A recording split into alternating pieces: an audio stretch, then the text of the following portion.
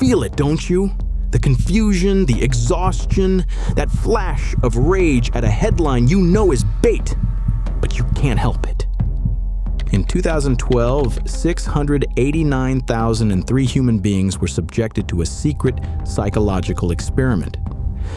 The test subjects were not in a lab. They were in their homes. The scientists weren't military. They were from Cornell University, the University of California, San Francisco, and Facebook. The experiment had one purpose: to prove they could manipulate a person's emotions on a mass scale by subtly altering the information they saw. Simply by curating a few posts at the top of their feed, the experiment worked. And in doing so, it created a new fundamental problem for the modern mind. The lock was picked. The system was proven to be vulnerable. The question is no longer if your emotions can be manipulated from the outside. The question is what happens to a mind that is forced to live with that knowledge. Every single second, it adds a new, impossible calculation to the simple act of feeling. That certainty you feel, is it a conclusion you've carefully built? Or is it just the intended result of 1,000 invisible nudges? That sudden loyalty to a cause? Is it an authentic emotional response? Or is it just the faint, chemical echo of a signal designed to make you feel exactly that? This is the true weapon. It isn't the single piece of propaganda that makes you believe a lie. It's the relentless, unending storm of stimuli that makes you too exhausted to form a belief at all. It's an attack not on your opinion, but on your ability to have one. The real war isn't for what you think. It's for the cognitive energy it takes to think in the first place. When the Facebook study was published, it was a grenade rolled into the halls of academia.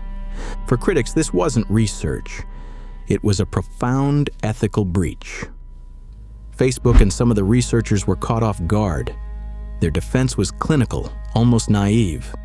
They argued it was just product testing, the kind of thing that happens every day to optimize an experience.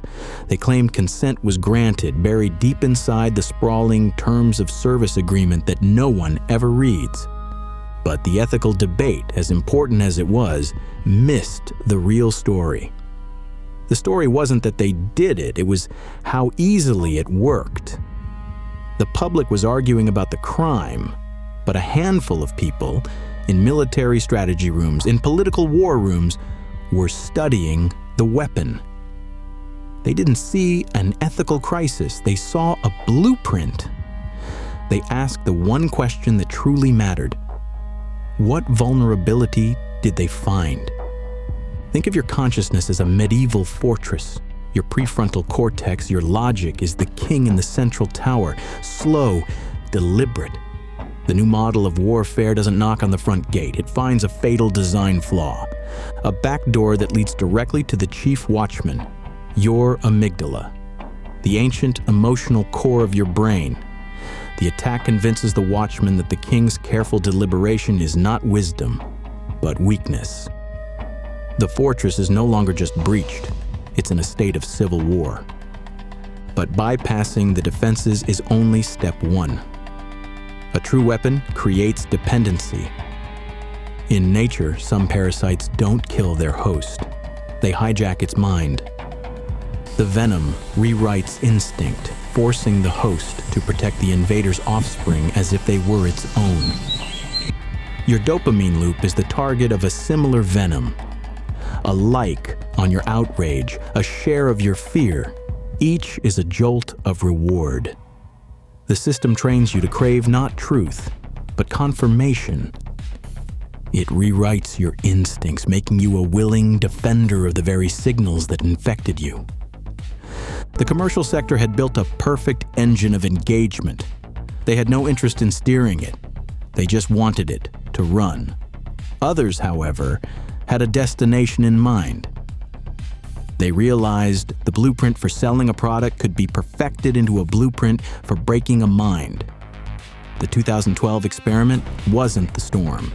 It was just the first successful test of the machine that makes the rain. But if that was just product testing, what happens when the blueprint falls into the hands of those who want to break the world? The blueprint was on the table. The architects of the 21st century, state actors, private military contractors, ideological movements, now understood the mechanism. They knew the fortress of the mind could be breached. But a question haunted them.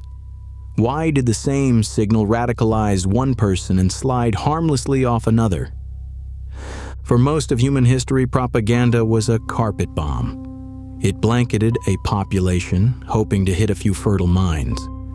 But the new strategists didn't want a carpet bomb. They wanted a cruise missile, guided by biology. They realized the answer wasn't in the signal, it was in the receiver. To find that answer, we have to step onto the controversial frontiers of science, into an idea that lives on the fringe, debated in whispers at neuroscience conferences. It's called the VMAT2 gene hypothesis, nicknamed by some the God gene. To be clear, this is a highly speculative and unproven theory. Mainstream science has not accepted it. But for those looking to build the perfect weapon, proof is less important than potential. The hypothesis doesn't claim that this gene creates belief. It suggests something more subtle, that it codes for the brain's machinery of belief. That a specific variation of this gene could make a person more open to spiritual, dogmatic, or transcendent experiences. What if this gene is a master key to the fortress? A genetic back door that makes the watchman, the amygdala, more likely to swing open the gates for a charismatic, all-encompassing idea. The implication is terrifying. It means you could, in theory, scan a population's publicly available genetic data to find out who is most likely to believe and target them specifically. This discovery, the psychological blueprint combined with a potential biological target, led to the creation of the modern arsenal, a trinity of cognitive attrition designed to work together to destabilize and capture a mind. The first weapon is the algorithmic engine. The system identifies your anxieties and pushes you one step further down the rabbit hole, accelerating you from curiosity to obsession at machine speed. The second is the consensus engine. It uses automated bot networks to create the illusion of an overwhelming social consensus, preying on your fear of isolation. The third and most brutal weapon is the chaos engine. Its goal is not belief, but paralysis. It floods the information space with so much contradictory noise that it overloads your ability to think.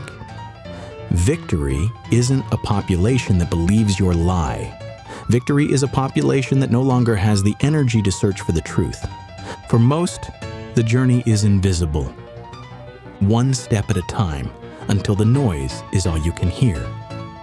If you think you're immune, ask yourself, when was the last time you changed your mind? Tell me in the comments, can you remember the last time you truly changed your mind about something important? Or have you started to wonder if that's even possible? Or even trusted your own certainty? Right now, can you be sure the opinion you're holding wasn't chosen for you? This is cognitive attrition, not a battle for what you think, but for your ability to think at all. In the final stage, the war comes home. Stay with me. The next weapon isn't designed to change what you believe. It's built to change what you feel. The war comes home. But the ultimate weapon is not one of chaos, it's one of clarity, a weapon so powerful it masquerades as a tool for healing. For years, neuroscientists have studied how to help us connect, how to build empathy. They mapped the mirror neuron system, the part of the brain that lets you feel a shadow of someone else's pain or joy. But like any tool, a technology for healing can also be a technology for hurting. The final leap is not to broadcast an idea, but to broadcast a feeling, raw and unprocessed. Not just any feeling, the most potent, paralyzing emotion of all, pure, unfiltered suffering. Imagine a protest. A group of citizens filled with righteous anger gather to oppose a policy they know is wrong.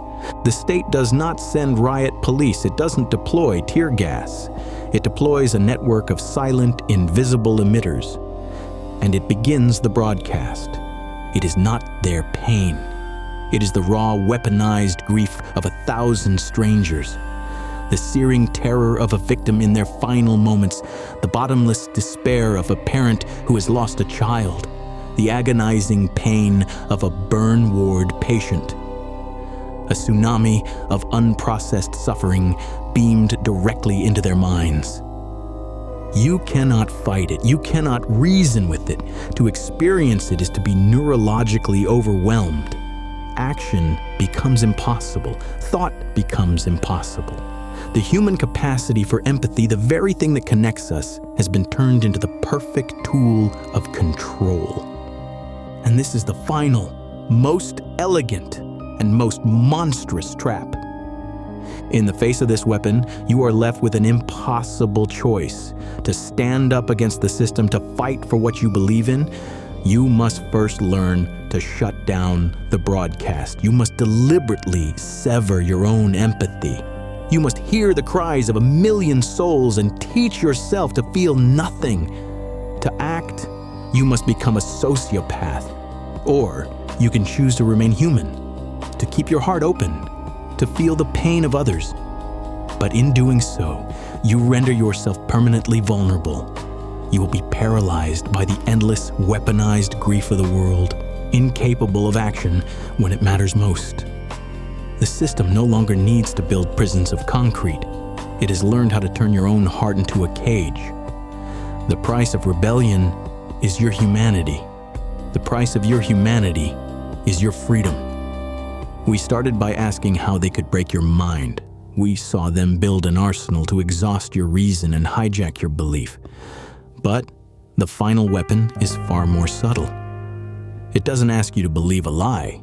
It asks you to choose which part of yourself you are willing to kill. So when the time comes to stand for what you believe in, and the siege begins, what will you sacrifice? Your conscience or your agency? What do you think? Is there any way to fight back that doesn't cost you a piece of yourself? Tell me in the comments.